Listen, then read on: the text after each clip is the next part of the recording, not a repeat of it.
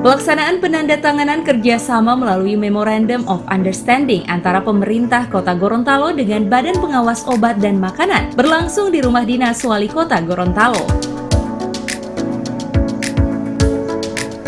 Sebelum dilakukan penandatanganan kerjasama, pemerintah Kota Gorontalo Badan POM telah melakukan kajian teknis melalui koordinasi kedua belah pihak. Sehingga dengan adanya kerjasama ini untuk meningkatkan efektivitas dan efisiensi pengawasan obat dan makanan dan meningkatkan keamanan mutu, gizi, dan hasil industri rumah tangga.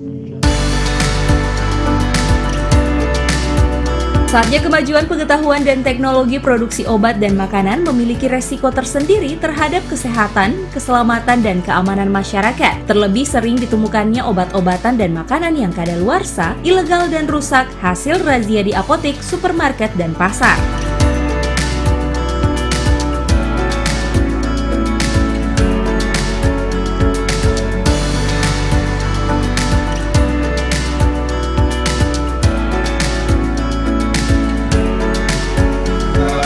Meningkatkan efektivitas dan efisiensi pengawasan obat dan makanan serta meningkatkan keamanan mutu dan gizi pangan olahan hasil industri rumah tangga.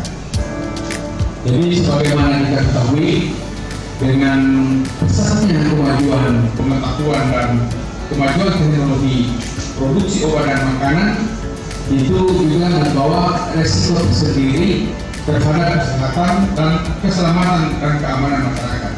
Terlebih lagi apabila obat dan makanan tersebut diproduksi dengan standar yang tidak memadai.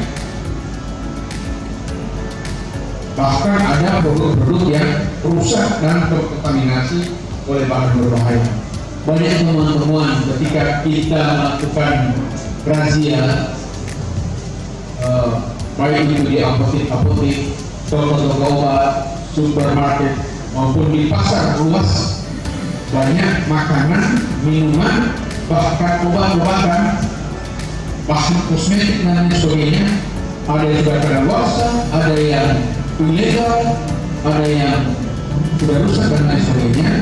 Dan ini kalau kita tidak lakukan pengawasan secara ketat, maka akan menimbulkan kerugian, bahkan akan mengakibatkan keselamatan dan kesehatan warga kita.